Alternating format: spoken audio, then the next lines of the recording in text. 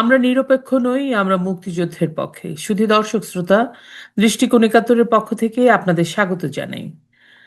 কেমন আছে বাংলাদেশ? কেমন চলছে বাংলাদেশে? বাংলাদেশের আগামী ভবিষ্যৎটা কি? এই প্রশ্নগুলোই আজকে বাঙালি জাতির মনে এবং পৃথিবী ব্যাপ্তে যত বাঙালি ছড়িয়ে ছিটিয়ে আছে, এমনকি আন্তর্জাতিক মহলে যারা রাজনীতি সচেতন তাদের মধ্যেও এই বিষয়টা নিয়েই আম, চিন্তা ভাবনা কথা চলছে, আলোচনা চলছে, আলোচনার টেবিলে ঝড় উঠছে। আসলে বাংলাদেশে কেমন আছে, বাংলাদেশের মানুষ কেমন আছে? আমাদের সাথে আজকে এই বিজয়ের মাসে আমাদের সাথে আজকে সেই কারণেই যুক্ত করেছে এমন একজন মানুষ যিনি বীর মুক্তিযোদ্ধা।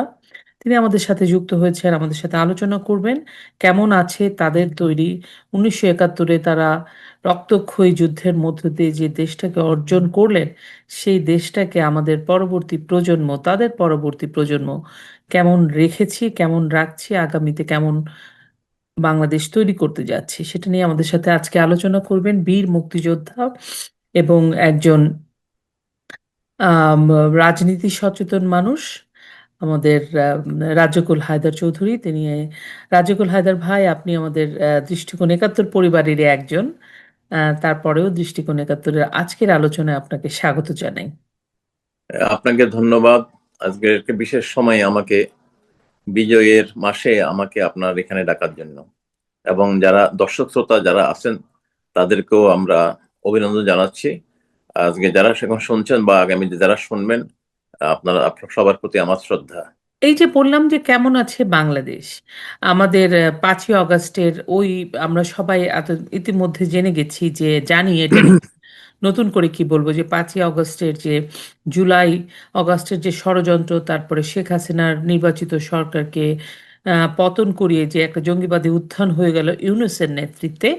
তারপরে অনেকে ভেবেছিল শুরু শুরুতে যে হয়তো তিনি একটা নির্বাচন দিয়ে চলে যাবেন, কিন্তু ইউনূস যে এমন নয়, এটা আপনি বহুবার শুরু থেকে বলে আসছেন। ইউনূসের চরিত্র, সেটা নিয়ে আর আপাতত আজকের আলোচনা নয়। আজকের আলোচনা যেটা আমি আপনাকে যেহেতু পেয়েছি করতে চাই, সেটা হচ্ছে যে এখন একটা নির্বাচনের দিকে যাচ্ছে, তারা বলছে, যদিও প্রধান রাজনৈতিক দল আওয়ামী লীগকে তারা নির্বাচনের বাইরে রেখেছে এবং 14 দলকে নির্বাচনের বাইরে রেখেছে, তারা একটা নির্বাচন করবে, নির্বাচন কমিশনের একটা তফসিল ঘোষণা করেছে।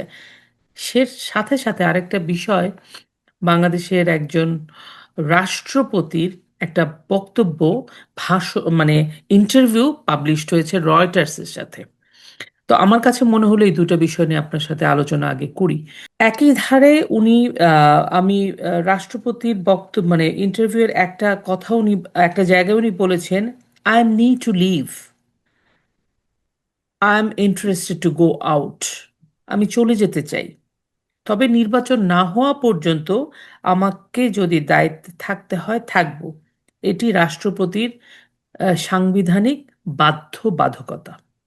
উনি স্পষ্ট করে এই ছোট একটা কথা আমি পিক করেছি, অনেক বড় ইন্টারভিউ ছিল।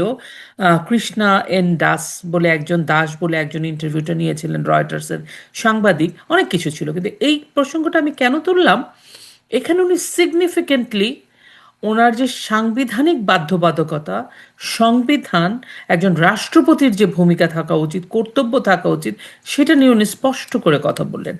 আপনি কি বলবেন? তারপরে কিন্তু একটা বিষয় যেটি আপনি আজকে প্রথমে বলছেন, কেমন আছে বাংলাদেশ বা কেমন আছি আমরা ভালো নেই, বাংলাদেশও ভালো নেই, কমপ্লিট ভালো নেই। আপনি চিন্তা করেন বিজয়ের মাস, আপনি বাংলাদেশে আসলে বিজয়ের মাস বলতে আপনি কিচ্ছু উপলব্ধি করতে পারবেন না, কিচ্ছু উপলব্ধি করতে পারবেন, নাথিং। বিজয়ের কোনো উচ্ছ্বাস, কোনো অনুষ্ঠান, কোনো কিচ্ছু নাই। 2টা বছর, 2টা ডিসেম্বর গেল, আমাদের যে আমাদের সশস্ত্র বাহিনীর যে একটা কুচকাওয়াজ আছে, কুচকাওয়াজ হলো না। হ্যাঁ, যেখানে রাষ্ট্রপতি মানে আপনার সালাম গ্রহণ করেন, সেখানে নাই।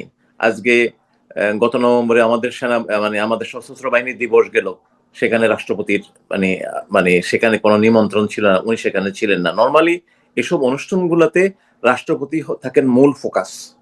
তো আসছে, তো আমি যারা আজকে আমাদের এই বিজয় দিবসকে ভুলে দিতে চান, তাদেরকে শুধু তাদের কাছে একটা বার্তা পরিষ্কার করে বলতে চাই যে আপনারা আনুষ্ঠানিকভাবে অনুষ্ঠান করছে না বলেই মানে আমাদের বিজয় দিবস আমাদের মন থেকে, আমাদের হৃদয় থেকে, বাঙালির হৃদয় থেকে আপনারা কখনো এই এই আপনার বিজয়ের যে উচ্ছ্বাস, বিজয়ের যে আনন্দ, বিজয়ের যে বিজয়ের যে আপনার একটা আমাদের গৌরব, এটাকে আমরা কেড়ে নিতে পারবেন না। তো যাই হোক, রাষ্ট্রপতির বিষয়টা আমরা আসি। দেখেন, রাষ্ট্রপতি গত 17 মাস আমি বলবো উনি উনি কিন্তু একজন বীর মুক্তিযোদ্ধা, একজন কিন্তু অত্যন্ত মানে আপনার এই স্বাধীনতা এবং মুক্তিযুদ্ধের প্রতি উনি একজন একটা ভেটারান একজন মানুষ। তো উনি গত যে আমি বলবো যে গত 18 মাস উনি সবকিছু, সমস্ত অপমান অপবাদ সবকিছু সহ্য করে এখনো টিকে আছেন। এটা কি জন্য? উনি ওনার যে সাংবিধানিক দায়িত্ব আছেন এবং এবং দেশের প্রতি যে ওনার ভালোবাসা, সেই ভালোবাসাটার কারণে তিনি এখানে আছেন। কারণ উনি তার ব্যক্তিগত মর্যাদাকে উনি কিন্তু মানে এটাকে রাষ্ট্রের যে স্বার্থের কাছে উনি কিন্তু সেটা মানে জলাঞ্জলি দেন নাই। প্রথম থেকেই দি ভেরি ডে ওনাকে কিন্তু ওনারা অপমান করা শুরু করছে। এই ইউনূস সাহেবের সরকারটা ওনারা কিন্তু, আপনারা দেখেন, প্রথম দিন উনি যখন ভাষণ দেয়, রাষ্ট্রপতি যখন কি জাতির উদ্দেশ্যে ভাষণ দেয়, উনি কিন্তু 22তম রাষ্ট্রপতি বাংলাদেশের এই 54 বছরের ভিতরে। দেখবেন যে যতগুলো রাষ্ট্রপতি ভাষণ দিয়েছে এ পর্যন্ত মানে জাতীয় টেলিভিশনে, কিন্তু তারা কিন্তু একলাই ছিলেন। এবারে ওনার ভাষণটা ছিল ব্যতিক্রম। 3জন সেনাবাহিনী প্রধান, নৌবাহিনী প্রধান, এরা দুই দিকে ওনার ছিল। মনে হচ্ছে না ওনাকে গান পয়েন্টে একটা ভাষণ দেওয়ানো হচ্ছে।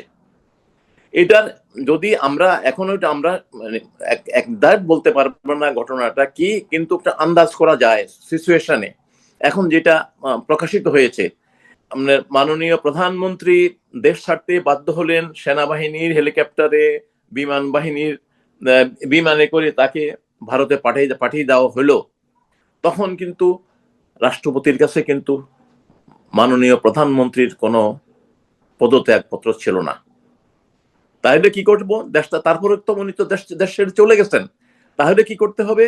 এখানে একটা ভ্যাকুয়াম সৃষ্টি হয়েছে। 5 তারিখ থেকে 8 তারিখ পর্যন্ত কোনো সরকার ছিল না। এখন সেনাবাহিনীও সেটা কোনো মানে আমরা ক্ষমতা গ্রহণ করে নেই, মানে ক্ষমতা নেয় নাই। তখন কি হইব? তখন বলা হইলো যে সংবিধানের 106 অনুচ্ছেদ অনুযায়ী সুপ্রিম কোর্টের একটা ওপিনিয়ন নেওয়া হবে এই আমাদের নেক্সট সরকারটা কিভাবে চলবে। তখন সেখানে আমরা বলা হলো আর কি যে সুপ্রিম কোর্টের 106 অনুচ্ছেদ অনুযায়ী আপনার সুপ্রিম কোর্ট ওপিনিয়ন দিছে যে একটা অন্তর্বর্তীকালীন সরকার গঠন করার জন্য, এবং সেই অনুযায়ী তারা সংবিধানের আওতার মধ্যে থেকে ইউনূস সাহেব এবং তার ক্যাবিনেট সেদিন শপথ নিয়েছিল। পরে আমরা যেটুকু জানা গেল, ওই যে ওই রেফারেন্সটা সন্দেহজনক।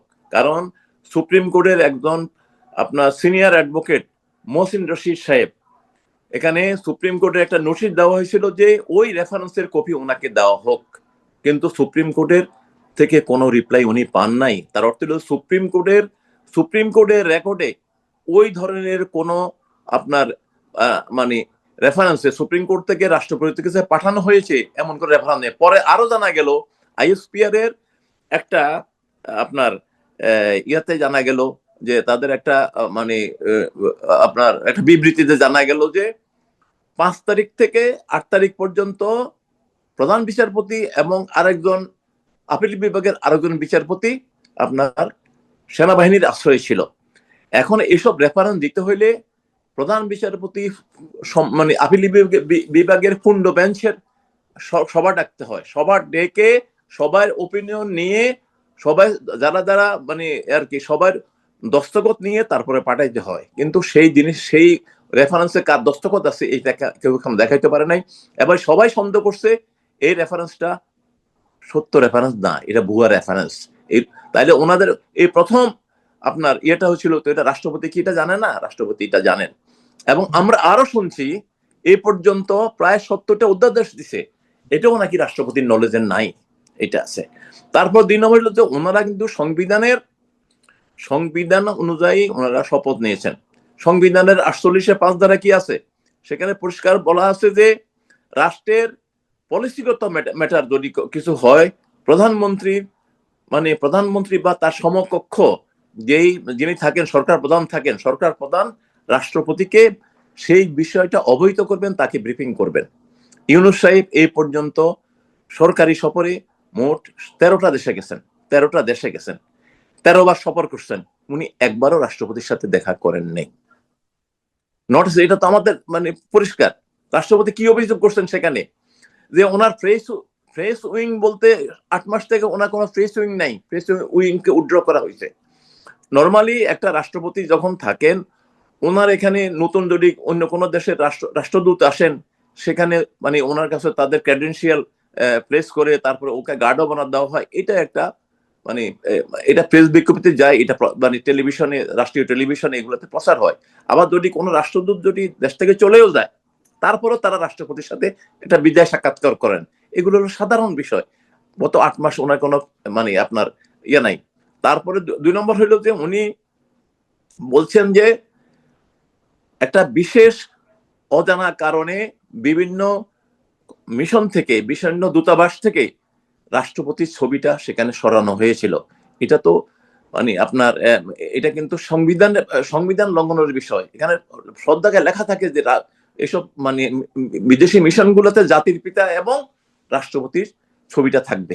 না, এগুলো তো আছে রাজাকুল হায়দার ভাই। আমার প্রশ্নটা ছিল যে যেমন উনি বলছে আই ফেল্ট ভেরি হিউমিলিয়েটেড, মাই না না, ভয়েস এইটাই তো ডিফল্ট। উনি তো সেটাই বলছে। এটা ওনাকে তো তো ঠিক অপমান করা আছে, হয়েছে, ওনাকে ওনাকে তো অপমান করা হইলো। না সেটা উনি ঠিক আছে, কিন্তু কথা হচ্ছে 7 এই মাস আগে, অপমানগুলো তো রাজাকুল হায়দার ভাই, এই অপমানগুলো তো অনেকদিন যাবত করছে ওনাকে। না ঠিক অনেক তকদির উনি ঘোষণার পরেও না এটা এটা বন্ধ ইয়াস, করো, আমি এতদিন আমি উনি বলেন নাই কেন? আমি সেই কথার মধ্যে আসতেছি। উনি হয়তো সেই সুযোগটা পান নাই। আর 2 নম্বর হচ্ছে যে কি, আমি বললাম না আপনাকে, প্রথমেই তো বলছি, উনি রাষ্ট্রকে একটা ঝুঁকির মধ্যে ফেলে চলে যেতে চান নাই। উনি অপমানগুলো সহ্য করে গেছেন। আজকে হয়তো উনি মনে করছেন এই সময়টা একটা উপযুক্ত সময়, এই জন্য হয়তো উনি সেই আপনার ওনার মনের ক্ষোভটা, এবং সেটা নিশ্চয়ই কোনো মানে বিশেষ ব্যবস্থার মধ্যে উনি সেটা করতে পারছেন। ওনার আর আরেকটা জিনিস হচ্ছে যে কি, উনি যে এতদিন ছিলেন, আপনি দেখছেন ওনার এখানে কয়েকবারই মব পাঠানো হয়েছে। মব কয়েকবার, যেমন সুপ্রিম কোর্টের যেমন বিচারপতিদেরকে কয়েক ঘন্টার নোটিশে ওনাকেও সেভাবে করার ইচ্ছা ছিল, কিন্তু করেন নাই। হয়তো 3 বাহিনীর কারণেই পারেন নাই। কারণ তারা জানে যে এই রাষ্ট্রপতি চলে গেলে, যিনি রাষ্ট্রপতি হবেন, যাকে আমরা মনে করি উনি রাষ্ট্রপতি হইলে এদের চাকরি থাকতো না। ওনারা হয়তো ওনাদের চাকরিটা বাঁচানোর জন্য হয়তো ওনাকে রাখছেন, হয়তো ঘটনা এটাও হইতে পারে। তো উনি আজকে আমাদের দেশের স্বার্থে, জাতির স্বার্থে এই আপনার রাষ্ট্রপতি এই স্যাক্রিফাইসটা করে গেছে। ওনার নিজের অপমানকে উনি হজম করে না, গেছেন। উনি বিষ খেয়ে রাজাকুল হায়দার বিষটাকে ভাই, হজম করছেন। এটা ঠিক আছে। ওনার অনেক চাপ ছিল, ওনার অনেক আম, সমস্যা ছিল, উনি অনেক বিপদের মধ্যে ছিলেন, জীবন শঙ্কাও ছিল, সবই ঠিক আছে। কিন্তু উনি অপমান সহ্য করে অপেক্ষা করে গেছেন বাংলাদেশটা যেন একটা নির্বাচন হোক, উনি চলে যাবেন। কিন্তু নির্বাচন তোর বিষয় না, এর আগে যতগুলো ঘটনা ঘটেছে, ওনার ছবি নিজে সরিয়েছে, বঙ্গবন্ধুর ছবি ছড়িয়েছে, যেটা সরাতে পারে না সংবিধান অনুযায়ী, তারপরে মুক্তিযোদ্ধাদের অপমান করেছে, ওনার প্রতি পদে পদে বাংলাদেশের স্বাধীনতা সার্বভৌমত্বকে প্রশ্নবিদ্ধ করেছে, এবং যেগুলো রাষ্ট্রদ্রোহী কাজ করেছে। কিন্তু একজন রাষ্ট্রপতির কিছু সাংবিধানিক পাওয়ার থাকে। আমরা কিন্তু বলছি যে আহ, আহ, সেনাবাহিনী ঠিক মতো ভূমিকা নেয়নি, সেনাপ্রধান ঠিক মতো ভূমিকা নেননি, ঠিক তদ্রূপভাবে রাষ্ট্রপতিরও কিছু পাওয়ার ছিল। সেটা কিন্তু এই ইন্টারভিউটা কিন্তু বাংলাদেশের কোনো গণমাধ্যম নেয়নি। এই ইন্টারভিউটা নিয়েছে একটা রয়টার্স, বাইরের আন্তর্জাতিক গণমাধ্যম। সো এই এই কথাটা তো উনি আগে আসলে বলা উচিত ছিল না। কারণ আমরা যদি সেনাপ্রধানকে দোষী সাব্যস্ত করি, সেনাপ্রধানকে আমরা যদি বলি যে না উনি রাইট টাইমে রাইট ডিসিশন নেয়নি, ঠিক সেম জিনিস কিন্তু অ্যাপ্লিকেবল হয় রাষ্ট্রপতির প্রতিও। উনিও তো রাইট টাইমে রাইট ডিসিশন অনেক নিতে পারেন নাই, উল্টো না, অনেক আপনি সময় কিন্তু ভুল ডিসিশন নিয়েছেন। আমি আমি প্রথমেই বলছি যে ওনার ওনার উপরে ঝুঁকিটা কেমন ছিল আপনি প্রথম দিনে দেখছেন, ওনার ভাষণের সময় দেখছেন। হ্যাঁ, 3 বাহিনীর প্রধান ওনার পিছনে দাঁড়ানো ছিল, উনি গান পয়েন্টে ছিলেন, এখন উনি তো মানে একটা বিশেষ হ্যান্ড না হলে উনি তো একলা একলা ওই যে উনি একটা মানে একটা অর্ডার মানে ইস্যু করে দিলেন এমন তো না। না না না, আপনি অর্ডার ইস্যু না, আমি বলতে চাচ্ছি যে রয়টার্সের যে উনি যে বক্তব্য ইন্টারভিউটা দিলেন, এই ধরনের কাজও তো ইন্টারন্যাশনাল মাধ্যমে অ্যাড্রেস করা, সেরকম অনেক এটাও অতিথি ছিলেন না? এইটা ওনার সুযোগ ছিল বলে আমার মনে হয় না। এটা সুযোগ ওকে। থাকলে উনি হয়তো আগেই করতেন। কারণ এই মানে ওনার উপরে খেপার কারণ আছে, অনেকগুলো কারণ আছে, আমি আপনাকে বলি। উনি উনি যখন উনি কিন্তু পদ্মা সেতুর যখন কি লোনটা আপনার করা হয়, ক্যান্সেল করা হয়, বাতিল করা হয়, তখন উনি কিন্তু দুদকের একজন কমিশনার। তখন ওয়ার্ল্ড ব্যাংক থেকে একটা টিম আসছিল, মানে ইন্সপেকশন টিম আসছিল, তারা দুদকে গেল। দুদকে যাওয়ার পরে তারা বলল যে এখানে মানে পদ্মা সেতুতে একটা বিশাল একটা স্ক্যাম হচ্ছে, এখানে বিশাল একটা দুর্নীতি হচ্ছে। এই দুর্নীতির কারণে তোমরা করো, তোমরা এখান থেকে মানে সরকারকে বলো এই মানে যোগাযোগ মন্ত্রীকে করতে, মানে আপনার মানে বরখাস্ত করতে, তাকে অ্যারেস্ট করতে, তারপরে প্রধানমন্ত্রীর অর্থ উপদেষ্টা মশিউর রহমানকে আপনার অ্যারেস্ট করতে, তারপরে যোগাযোগ সেক্রেটারিকে অ্যারেস্ট করতে। ওনার বলছে তো হোয়াট, মানে তোমাদের কাছে কি মানে এভিডেন্স আছে আমাকে দেখাও যে দুর্নীতির এভিডেন্স আছে। তখন তারা কি করলো, কয়েকটা আপনার দেখাইলো, ওই যে ইমেইল দেখাইলো। তখন ওনারা বলছে যে ইমেইলের সেন্টারের কোনো নাম নেই, এখানে এখানে দুর্নীতি হয়েছে, দুর্নীতি এটাই নাকি ওনাদের কাছে প্রমাণ করে, it is not a proof. এবং ওনারা বলছে তখন আর শেষ শেষমেশ ওনারা একটা কথা বলছেন যে তোমার গভর্নমেন্টকে বলো ডক্টর ইউনূসের সাথে কম্প্রোমাইজ করতে। উনি কিন্তু এটা আমি কিন্তু এটা থেকে বলছিলাম, উনি একটা আর্টিকেল লিখছেন, সেই আর্টিকেলটা এখনো আমার কাছে আছে। মানে শাহাবুদ্দিন সাহেব উনি রাষ্ট্রপতি হওয়ার আগে ওনার একটা আর্টিকেল আছে, সেই আর্টিকেলটা আমার কাছে এখনো আছে। তো ওনার কাছে ওই যে আছে আর কি। এখন হচ্ছে যে উনি ওনাদের সাংবিধানিক দায়িত্বটা এখন যেটা যেটা বলতেছেন আপনার, এটা আপনি যেটা বলছেন ওনার হয়তো এটা আমরাও আশা করতেছিলাম উনি উনি যদি পারতেন, ওনার যদি সুযোগ থাকতো, আমরা ওনার উপর আস্থা রাখি, উনি এটা করতেন। কিন্তু আই থিঙ্ক ওনার সেই সুযোগটা ছিল না। হয়তো আজকের পরিবর্তিত কারণের মানে পরিবর্তিত অবস্থার কারণে হয়তো এটা উনি পারছেন। আচ্ছা, 2 নম্বর হইলো উনি যেটা বলছেন যে উনি একটা নির্বাচন হবে, নির্বাচন হওয়ার পরে নির্বাচিত সরকারের কাছে দিয়ে তারপরে উনি যাবেন। তো নির্বাচিত সরকারের কাছে উনি যাবেন, তাহলে আমরা চলে আসি এখন নির্বাচন নিয়ে। আপনি যেমন বুঝতে পারছি, আমি নিশ্চয়ই রাষ্ট্রপতি নিজেও বুঝতে পারছেন, এই যে নির্বাচন হবে, নির্বাচনের যে সরকারের কাছে উনি দিয়ে যাবেন, নির্বাচনকে আপনি দেখতে পান?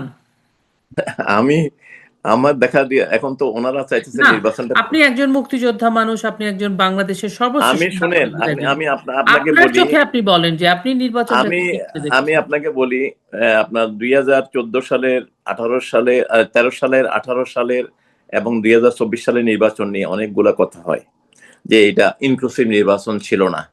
তো না, ইনক্লুসিভ যদি ইনক্লুসিভ ছিল না, এটা মানে অনেক মানে বিএনপি জামাত অংশগ্রহণ করে নাই প্রথম হুম। প্রথমটা এবং শেষ নির্বাচনে। কিন্তু কিন্তু সেদিন ব্যান কিন্তু তো ছিল না। সেদিন বিএনপি আর জামাত কেউই কিন্তু নিষিদ্ধ ছিল না। না, তাদেরকে সেটাই বলছি। তাদেরকে নির্বাচন থেকে আপনার করা মানে আপনার নিষিদ্ধ করা হয়নি। তারা তাদের নিজের বিবেচনায় তারা মনে করছে যে মানে তারা যে কি মনে করছে তারাই জানে, তারা সেজন্য নির্বাচনে অংশগ্রহণ করে নাই। আর এবারে কি করলো, আওয়ামী লীগকে নির্বাচনে অংশগ্রহণ করতে দিল না, এবং আওয়ামী লীগের সহযোগী যারা 14 দল তাদেরকে নির্বাচনে অংশগ্রহণ করতে দিল না। তাহলে এখন আপনারা আপনারা বিদেশে আছেন, বিদেশের বহু মানে আপনার নিরপেক্ষ যে আপনার মিডিয়াগুলা অনেকেই জরিপ করতেছেন। এবং লাস্ট অব অল প্রথম আলো একটা এই কদিন আগে একটা জরিপ করছে, তারা বলছে যে আওয়ামী লীগকে নির্বাচনে চায় 69.2% মানুষ, আওয়ামী লীগ নির্বাচনে আসুক, বলছেন নাকি? আর 28% চায় না। হুম। তাইলে আমি মনে করব বাকি দলগুলো 28%, আর মানে আওয়ামী লীগ হলো 69%। তো 69 বা ধরলাম ধরলাম 50%, 50% ভোটারকে বাইরে রাখি আমরা নির্বাচন করবেন। আমি আপনাকে বলি 2013, 18, 24 সালে যে নির্বাচনগুলো হয়েছিল, ওখানে দেখা গেছে যে যেহেতু ওরা অংশগ্রহণ করে নাই, আওয়ামী লীগের নিজের ভোটাররাও সেদিন কিন্তু যায়। তখন কি একটা নির্বাচন যখন কি প্রতিদ্বন্দ্বিপূর্ণ না হয়, তখন কিন্তু ভোটাররা নর্মালি ভোট কেন্দ্রে যায় না, যে আমি না গেলে তো আমার ক্যান্ডিডেট জিতবে। এবারে কি হলো, এবারে তো একই অবস্থা। এখন যদি 50% লোক এমনি যাচ্ছে না, তারপরে যখন দেখবে যে না অমুক তো দিতে যাবে, আমি যাব না, তখন দেখেন এই নির্বাচনটা ওনারা বলছে যে পৃথিবীর শ্রেষ্ঠ নির্বাচন করবেন, মানে ইউনূস সাহেব বলছেন, এটা আমার মনে হয় শ্রেষ্ঠই হবে, মানে কাউকে বাদ দিয়ে, আমাদেরকে বাদ দিয়া, জনগণকে বাদ দিয়ে নির্বাচন যেটা হবে শ্রেষ্ঠই নির্বাচন হবে।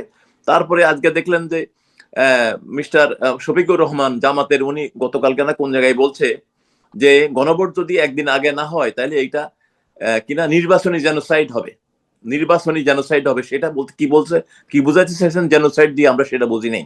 আজকে যে ছেলেটা ওই যে আপনার ইনক্লাবের মানে কিনা ইনক্লাব মঞ্চ নাকি একটা, ইনকলাব মঞ্চ, ওসমান হাদি। ইনক্লাব মঞ্চ, হ্যাঁ, তো সে মানে তাকে আজকে গুলিবিদ্ধ করা হইলো। তার ওই ছেলের যে জঙ্গিপনা, ওই ছেলের যে উদ্ধত্তমূলক কথাগুলো তো সবাই রেকর্ড আছে। তো আপনাদের আমি বলি এখানে কে কে তাকে মারছে, কে মারছে না, এটা আমরা এটা তো হইলো যে পুলিশের ইনভেস্টিগেশনের ব্যাপার। কিন্তু আপনাদের আমি একটা একটা ইয়াতে বলি, এইসব জঙ্গিগুলাকে তাদের নিজের লোকেরাই শেষ করে। কারণ এটা বিহাইন্ড দি স্ক্রিন এদের কিছু অপরাধের ইতিহাস থাকে, এদের কিন্তু বাইরের লোক লাগে না, এদের ভিতরের লোকই এদেরকে শেষ করে দেয়। এবং এখন যদি আজকে তাদের মধ্যে কেউ, এই যে বিএনপি জামাতের মধ্যে যদি কোনো পক্ষ যদি মনে করে যে নির্বাচনটা বানচালা হওয়ার দরকার, মানে ওদেরও কাজ হইতে পারে এটা, এই নির্বাচনটা হয়তো অনেকে না চাইতে পারে। যে এখন বিএনপি তো মনে করছে তারা ক্ষমতায় চলে গেছে, এখন জামাত মনে করতেছে তারা এই ধরনের গোল্ডেন অপরচুনিটি জীবনে পায়নি, এবারে যদি তারা ক্ষমতায় যেতে না পারে তাহলে হয়তো তাদের আর ক্ষমতা স্বপ্নেই থেকে যাবে। কারণ প্রশাসন তাদের, ইউনূস সাহেব তাদের, মানে সবকিছু তাদের, মানে আপনার এর মধ্যে যদি তারা ক্ষমতায় যেতে না পারে তাদের জন্য দুর্ভাগ্য। আর যদি ইলেকশন না হয়, তারা তো আজকে মানে 17 মাস থেকে তারা কিন্তু ক্ষমতার মূল মানে ইয়ারা সারটা তারাই গ্রহণ করতেছে, জামাতই গ্রহণ করতেছে। ইউনূস তো একটা সামনে, কিন্তু মূল সরকার চালাতেছে জামাত। তাহলে এখন আপনি তো এই অবস্থাতে, এই যে বিশৃঙ্খলা, এই যে একটা গুলি লেগে গেল, আবার এখন একটু আগে একটা, মানে 30 মিনিটস আগে একটা খবর দেখলাম যে তারেক রহমান নাকি 25শে ডিসেম্বর বাংলাদেশে আসবে, এদিক দিয়ে তার খালেদা জিয়ার অবস্থা কি সেটাও জানা যাচ্ছে না। এই অবস্থাতে আসলে আবার আ- প্রথম আলো জরিপে 72% ভোটের জনপ্রিয়তায় এগিয়ে আছে আওয়ামী লীগ। আওয়ামী লীগ ভোটের বাইরে। এই যে একটা ক্যাটাপোলাস অবস্থা, এই যে একটা অবস্থা, তার মধ্যে আন্তর্জাতিক অপরাধ ট্রাইব্যুনাল, তাদের কিন্তু ট্রায়াল চলছে। এখন এই মুহূর্তে চলতেছে, হাসানুল হকিনুর কেসটা চলছে। কে চলতেছে। কেসটা চলতেছে। এই যে একটা অবস্থা, এই অবস্থায় ধরা মনে করা হচ্ছে যেহেতু হাসানুল হকিনু জেলখানার ভিতরে আছে, তারপরে তার কাছে আছে, এবং তাকে সেই জন্য ট্রাইব্যুনাল 1 থেকে নিয়ে ট্রাইব্যুনাল 2-তে নিয়ে একক মামলায় করা হয়েছে। দোষী সাব্যস্ত হয়ে গেলে তো কিছু একটা করেও ফেলতে পারে। এই যে একটা রিস্কি অবস্থার মধ্যে বাংলাদেশ আছে, আপনার কি মনে হয় একজন আম, মুক্তিযোদ্ধা হিসেবে, এবং আপনি একজন বিচক্ষণ মানুষ, এত বছরের আপনার লড়াই সংগ্রাম জীবন, সামাজিক সমাজকর্মী, আপনি কিভাবে বলেন এখানে উত্তরণ কিভাবে দেখেন? রাজাকুল হায়দার ভাই, এটা একটা, এই প্রশ্নের উত্তর খুঁজি আমি প্রতিদিন প্রতি অতিথির কাছে। উত্তর খুঁজে হয় কি এটা, আপনাকে ওই যুক্তি দিয়ে উত্তর খোঁজাটা অনেক সময় কঠিন হয়ে যায়। জি। কিন্তু আপনার আপনার মনে আছে 1968 সালে জানুয়ারি মাসে বঙ্গবন্ধুর বিরুদ্ধে আগরতলা ষড়যন্ত্র মামলা নামে একটা মামলা দেওয়া হয় হয়েছিল। রাষ্ট্র বনাম শেখ মুজিব, জি। এবং ওদের উদ্দেশ্য ছিল বঙ্গবন্ধুকে ইয়ে করা, মানে ফাঁসির কাস্টে ঝুলানো। হুম। তো আমরা সবাই বাইরে যারা ছিলাম ছাত্র, আমরা ছাত্র, তখন ছাত্র সংগ্রাম পরিষদ গঠন করা হইলো। আমরা কিন্তু খুব ভয়ের মধ্যে ছিলাম কখন কি হয়ে যায়, ওরা তো দুর্দর্শ পাকিস্তান সেনাবাহিনী বা ইয়াহিয়া খান, আরে আইয়ুব খান। কিন্তু যখন কোর্টে নেওয়া হইতো বঙ্গবন্ধু দেখলাম নির্বিকার, কারণ তার মনের গহীনে একটা বিশ্বাস ছিল যে বাঙালি জেগে উঠবে, বাঙালি এটাকে মানবে না। তো আমার বিরুদ্ধে আমার আমার মনের গহীনেও সেই আত্মবিশ্বাসটা এখনো বিরাজমান, যে এখন মনে হচ্ছে আমরা কোথাও নাই। তো বাঙালি ওই আবার যখন কি প্রথম আলোই, যখন কি মানে প্রথম আলো হইলো এদের মাস্টার, এদের মানে এই সমস্ত নাটের গুরু হইলো প্রথম আলো, আজকে না। প্রথম আলোর আর কোনো কাজ নাই বাংলাদেশে, মুক্তিযুদ্ধ এবং আওয়ামী লীগের বিরুদ্ধে মানে কাজ করা ছাড়া আর কোনো কাজ নাই। প্রথম আলো যখন কি বাধ্য হয় বলতে 69.2% আওয়ামী লীগের সমর্থন আছে, তো এই সমর্থনটা যদি জেগে উঠে, ওই যে আপনার এই মানে রবীন্দ্রনাথের একটা লাইব্রেরি গল্প আছে না, এখানে ভাষা স্তূপ হয়ে আছে, প্রবাহ স্থির হয়ে আছে, এই শব্দ সমস্ত মানে শব্দগুলা যদি একদিন মানে উচ্চারিত হয়ে যায়, তাহলে পৃথিবীর কি হবে, পৃথিবীর একটা বিরাট প্রলয় হয়ে যাবে। ওই যে মানে 69.2%, এটা যে সব সময় সুপ্ত থাকবে, সব সময় যে চুপ থাকবে এমন তো কথা না। কোন দিন আপনার থেকে আপনার এই স্ফুলিঙ্গ থেকে দাবানল হয়ে যায় আপনি বলতে পারবেন না। কারণ যখন কি আপনার থমথমে ভাব, যখন কি আবহাওয়া, যখন কি থমথমে ভাব থাকে, একটা নিশ্চুপ থাকে, যেন কিছুই নাই, কিছু একটা হচ্ছে না, গাছের পাতা নড়ে না, তখন দেখা যায় সুনামি হয়, তখন একটা বিরাট ঝড় হয়। আমরা তো সমুদ্রের পাড়ের লোক, তো আমরা তো জানি এটা। আহ, রাজাকুল হায়দার ভাই, আমি শেষ পর্যায়ে চলে এসেছি। আমার বেসিক্যালি রাষ্ট্রপতির বিষয়টা আপনার সাথে একটু জানার দরকার, ইচ্ছা ছিল যে আমার দর্শকরা জানবে। কিন্তু আমি একটা বিষয় জানতে, রাজাকুল হায়দার ভাই, চলবে সমস্ত রাজনৈতিক দলগুলা যারা ব্যান আছে, আওয়ামী লীগ 14 দল, তারাও হয়তো একসময় রাজনীতি করবে। বিএনপি আসছে না, করবে। আওয়ামী লীগকে মানে আওয়ামী লীগের উপরে ব্যান হয়েছে, বা আওয়ামী লীগের সভানেত্রী এখন দেশে নেই, বিশেষ পরিস্থিতি উনি বাইরে আছেন, সবই ঠিক আছে। কিন্তু রাজনীতিতে ফিরবে, এটাও ঠিক আছে। কিন্তু এই যে আওয়ামী লীগের যে দ্বিতীয় স্তরের নেতাদেরকে যে নেই, আর প্রতিদিন আপনাকেও আমি শুনেছি অনেক কথা বলেন, তো প্রতিদিন যে কথা হয়, কিন্তু এই নেতাদেরকে তো আমরা সামনে দেখি। আপনি কি মনে হয় যে আওয়ামী লীগ কি সত্যি সত্যি শেখ হাসিনার নেতৃত্বে একটি নতুন তরতাজা, নতুন ফ্রেশ মুখ নেতৃত্ব দেখতে পাবো, নাকি ওই নেতৃত্বই দেখতে পাবো? বা কেমন নেতৃত্ব দেখলে আপনার মনে হয় যে আওয়ামী লীগটা ঠিক মতো ফিরে আসতে পারবে? এটা কি মনে হয়? আপনি একটা জিনিস খেয়াল করবেন, আহ, মাননীয় প্রধানমন্ত্রী শেখ হাসিনা জেলা ভিত্তিক, উপজেলা ভিত্তিক মানে গ্রুপগুলোর সাথে মানে প্রতিদিন 2-3টা করে, 3-4টা করে সভা করে, কথা কথা বলে, সবার সাথে উনি সরাসরি যোগাযোগ আছে। আমিও অনেকগুলা টেলিগ্রাম গ্রুপের সাথে কথা বলি। এটা সাধারণ মানে ছেলে পেলে, এরা মনে করেন যে কেউ রাজমিস্ত্রি গেলে করে, এই করে সেই করে, এই ধরনের খুবই, কিন্তু আমাদের মানে অনেক সময় দ্বিধাদ্বন্দ্ব হয়, ওদের ওদের মনে মানে মধ্যে দেখি কোনো দ্বিধাদ্বন্দ্ব নাই। ওরা কিন্তু খুবই এবং শেখ হাসিনা বর্তমান মানে আগে যে মাঝখানে যে নেতৃত্বটা ছিল, এটার প্রতি অনেক প্রশ্ন আছে অনেকেরই। সেই কারণে উনি কিন্তু সরাসরি ওদের সাথে যোগাযোগ করতেছেন। আর হইলো যে তারেক রহমান সম্পর্কে একটা কথা বলছিলেন, তারেক রহমান সাহেব তো, ওনার সমস্ত মামলা উঠে গেছে। 21শে আগস্টের সেই প্রকাশ্য দিবালোকের মামলা উঠে গেল, 10টা মামলা উঠে গেল। সিঙ্গাপুর থেকে ওনার মানে ওনাদের অ্যাকাউন্ট থেকে 20 কোটি টাকা বাংলাদেশে নিয়ে আসলো এফবিআই এর প্রতিনিধি, এখানে সাক্ষ্য দিল। তারপরে এইভাবে বহু মামলা, মানে মানে অনেকগুলা মামলা, এখানে সমস্ত বোধহয় কয়েক ডজন মামলা উড্র হয়ে গেল। তারপরে উনি আসেন না। উনি কেন আসেন না সেটা আমরা জানি না। অনেক কেউ বলে যে উনি আসতে হলে ওনার সেখানকার এই আপনার নাগরিকতা ছাড়তে হবে, অথবা এখন অ্যাজাইলেম। এখন উনি আসবেন বললেন 25শে ডিসেম্বর এখন নাকি? না, এরকম তারিখ দিছে।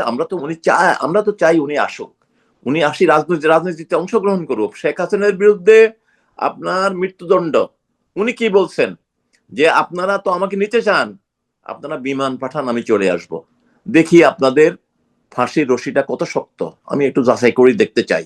তাহলে এটা হলো স্পিরিট। আরেকটা হইলো ওনার সবকিছু ঠিক আছে, তারপরে উনি এতদিন আসেন নাই।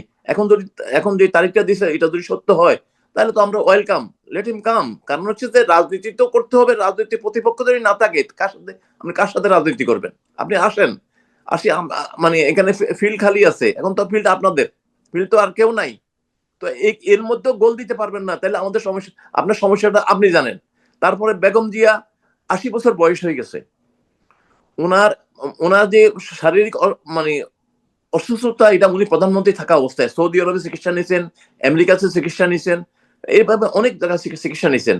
আর ওনাকে বলা হয় যে জেলখানা নাকি ওনাকে বিষ প্রয়োগ করা হয়েছে। তো এটা তো উনি লন্ডনে কিছুদিন আগে চিকিৎসা করে আসলেন, ওখানে তো ডাক্তাররা এমন রিপোর্ট দিচ্ছে, আমরা শুনি নাই। তারপরে নজিরবিহীন ভাবে ওনাকে জেলখানার ভিতরে একজন আয়া দেওয়া হয়েছে, ওনার নিজের সিলেক্টেড কাজের কাজের কাজের কাজের মহিলা দেওয়া দেওয়া হয়েছে। তো ওনারা এই যে এইসব কথাগুলা বইলা নিজেদেরকে ছোট করে, এবং উনি আজকে মৃত্যু পথযাত্রী। একটা মানুষ মরতেই পারে, 80 বছরের মানুষ, ওনার অসুস্থ হইতে পারে না? এর কম বয়সে মানুষও মারা যায়। ওনার সম্পর্কে এই পর্যন্ত ওনার পলিটিক্যাল লোকজন ব্রিফিং করে। আজকে ওনার মানে চিকিৎসা যে বোর্ডের যিনি প্রধান আছেন, যিনি ডাক্তার আছেন, উনি যদি ব্রিফিং করতো এসব জিনিসগুলো চলে যেত। একটা মানুষ বাঁচতেও পারে, মরতেও পারে, এটা তো কোনো ইয়ে না, এটা তো ওনার হাতে নির্ভর করে না। ওনারা তো মানে মানে ধর্মের মানে আর কি বাহক। তো ওনারা তো, এটা তো আল্লাহর উপরে তো ওনাদের আস্থা থাকা উচিত। অনেক ধন্যবাদ রাজাকুল হায়দার ভাই। আপনি এরকম শর্ট টাইমে বলার সাথে সাথে আপনি আমাদেরকে সময় দিয়েছেন দৃষ্টিকোণে। এটা আপনারও সংগঠন। আপনি আমরা সবাই একসাথে এটা চালাই। আমার দর্শকদের জন্য আমি বললাম। তো আপনাকে প্রতি কৃতজ্ঞতা জানাই। আপনার সুস্থতা কামনা করি। আপনি সবসময় সুস্থ থাকুন, ফিট থাকুন, এইটা কামনা করি। আপনি শেষে কিছু বলতে চান আমাদের দর্শকদের? আমি না হয় শেষ করে দিব। দর্শকদের বলবো যে আমাদের দেশটা স্বাধীন হয়েছে আমরা অনেক ত্যাগ তিতিকার মাধ্যমে, 24 বছরের টানা সংগ্রামের মাধ্যমে, বঙ্গবন্ধুর নেতৃত্বে। 24 বছরের মধ্যে 14 বছরই উনি জেলে ছিলেন, এবং সেই আমাদের আমাদের যে এতদিনের সংগ্রামের ফসলটা ছিল আমাদের 1972 সালের সংবিধান। সেই সংবিধানের 4টা মূলনীতি আছে: বাঙালি জাতীয়তাবাদ, ধর্মনিরপেক্ষতা, গণতন্ত্র এবং সমাজতন্ত্র। এবং আরেকটা সংবিধানের আরেকটা পার্ট হলো আমাদের প্রত্যেকটা দেশের একজন জাতির পিতা বা মানে আপনার একজন ফাউন্ডার ফাদার থাকে, তিনি আমাদের বঙ্গবন্ধু শেখ মুজিবুর রহমান। আরেকটা আছে আমাদের জাগরণের একটা স্লোগান আছে, জয় বাংলা। যেই জয় বাংলা স্লোগান দিয়ে আমরা এই মানে পুরো জাতিটা আমরা মানে একই ছাতার নিচে আসছিলাম। তাহলে আজকে যারা আমরা মানে সরকারি দল, বিরোধী দল, যেই দলেই থাকুন না কেন, সবাইকে আজ আমাদেরকে এই এই কয়টা বিষয়ে একমত হইতে হবে। এবং আর সামনের দিকে স্বাধীনতা বিরোধী শক্তি, স্বাধীনতার পক্ষের শক্তি, এই শক্তি আর থাকবে না। এই দেশে শুধু স্বাধীনতার পক্ষের শক্তি থাকবে। বিপক্ষ শক্তি যেটা আছে এটাকে আমরা আগামী দিনে মুছে ফেলবো। এটাই হোক আজকের আমাদের শপথ। অনেক ধন্যবাদ রাজাকুল হায়দার ভাই। আপনার সুস্থতা কামনা করি। আবারও কথা হবে। এরকমই ছোট ছোট কোনো বিষয় নিয়ে আবারও কথা বলবো আপনার সাথে খুব দ্রুতই। আপনি ভালো থাকবেন। জি, ধন্যবাদ আপনাকে। জয় বাংলা, জয় বঙ্গবন্ধু। শুধু দর্শক শ্রোতা, আশা করি আমাদের আজকের আলোচনা, রাজাকুল হায়দার ভাইয়ের কথা আপনাদের ভালো লেগেছে। আমাদের চ্যানেলটিকে, দৃষ্টিকোণ ৭১ চ্যানেলটিকে সাবস্ক্রাইব করবেন, শেয়ার করবেন, আমাদের পাশে থাকবেন। অনেক ধন্যবাদ। আপনারা সবাই সাবধানে থাকবেন, প্রতিবেশীর দিকে খেয়াল রাখবেন। জয় বাংলা, জয় বঙ্গবন্ধু।